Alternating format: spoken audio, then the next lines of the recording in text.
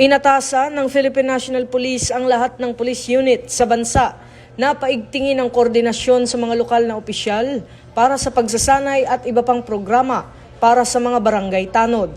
Ayon kay Chief PNP Police General Jose Melencio Nartates Jr., mahalaga ang papel ng mga tanod bilang unang rumiresponde sa mga insidente, sakuna at emerhensya sa komunidad. Kaya naman nararapat lamang na mabigyan sila ng sapat na kaalaman at kasanayan upang magampanan ng maayos at ligtas ang kanilang tungkulin.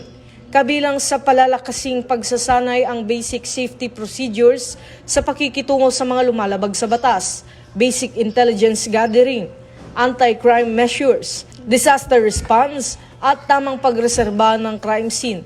Ito ang bagong PNP para sa bagong Pilipinas. Serbisyong mabilis, tapat at nararamdaman.